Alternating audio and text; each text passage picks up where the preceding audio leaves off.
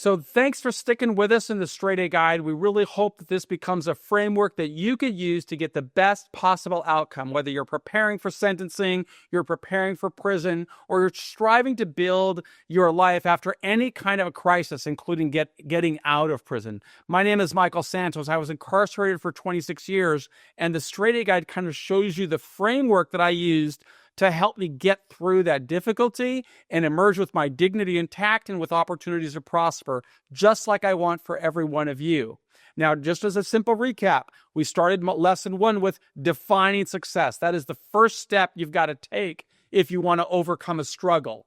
The second lesson is on setting goals that align with how you define success. The third lesson is on having the right attitude. You've got to make that 100% commitment to success as you defined it. The fourth lesson is on aspiring to something bigger than what you're currently going through. The fifth lesson is to take incremental action steps every single day. The sixth lesson is creating your accountability metrics and tools that reflect your commitment to excellence. And now we're in the seventh lesson, which is about awareness. And awareness is interesting because it has two components.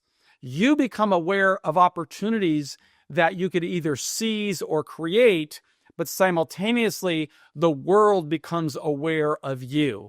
And as an example of what it means to pursue this very deliberate, intentional path of engineering your way to success, I'm going to give you an example of how it worked for me.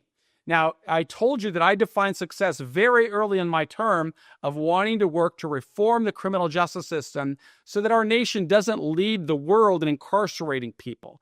I believe we incarcerate far too many people, and they serve sentences that are far too long, and society would be far better off if we ran prisons more like a CEO runs a business, where you define success as the best possible outcome. You create a series of tools, tactics, and resources that help people get the best possible outcome. And the result is more people living as law-abiding, contributing citizens, reconciling with society. So I had to stay aware of opportunities. And remember, because I knew what I wanted to do, I'd set these goals. 1 was to get an education, a university degree within 10 years. 2 was to become a published author so that my ideas could spread beyond the penitentiary walls. And 3 was to build a strong support network. Well, when I was in about I think it was like my 15th year of imprisonment, by then I'd already been executing on this plan because I was aware of every opportunity that I could seize. Remember in an earlier lesson, I spoke about the 2 reasons that people come back to prison, at least that I found through my research. 1 is they can't overcome substance abuse or alcoholism, so you got to really conquer that. And the second is economic liberty. So I wanted to make sure that I had a pathway to earn financial resources, so when I got out of prison, I would have enough money in the bank to start my life. Well, it's not so easy to do that if you're making this plan the last, a month before you get out of prison. But I started my preparation before I even got to the penitentiary, before I even got sentenced. And you can read about all that in Earning Freedom. But here was one of the great stories that illustrates how awareness works, okay?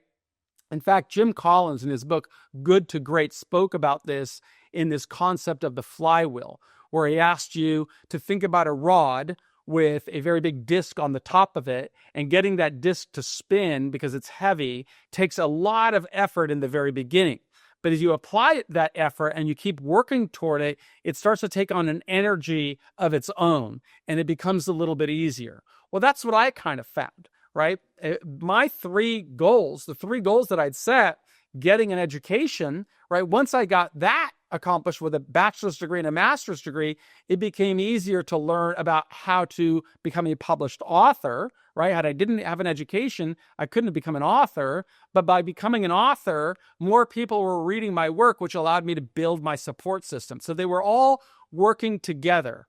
Well, when I was in my 15th year, I think it was like 2003. I graduated from Shorecrest High School in 1982.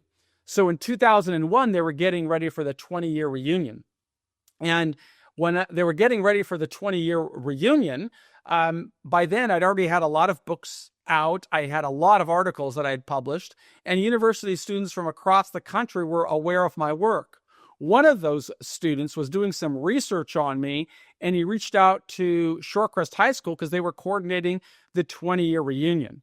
And the woman who was coordinating that, her name was Carol. Carol got this unsolicited letter from some student saying, is this the same high school where Michael Santos went to school? And she said, well, why are you asking?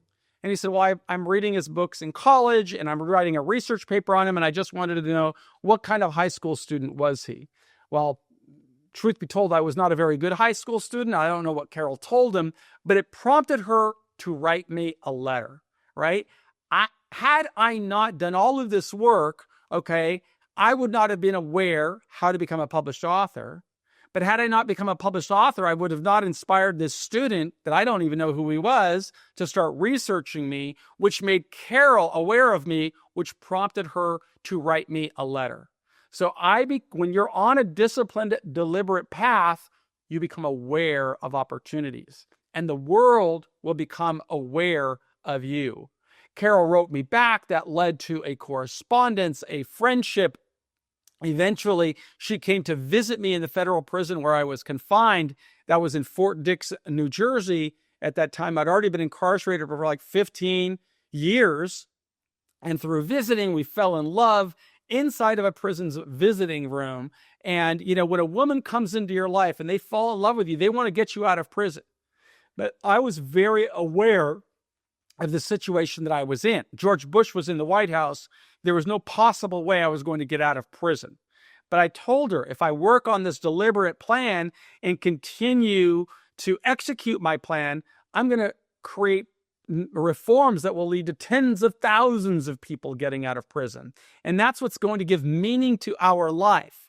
And Carol became my partner, and together she became my liaison to publishers, and I was able to bring more books to market and continue to execute that plan of making the world aware of me.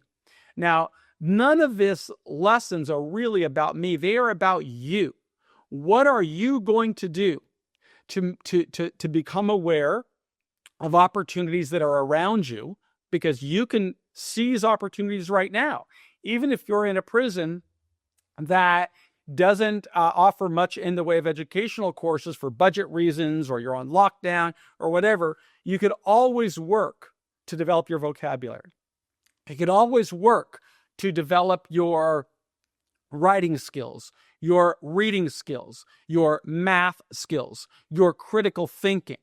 And if you document that work on the profile that you build at prisonvestors.org, right, you're going to create this record that makes the world aware of you.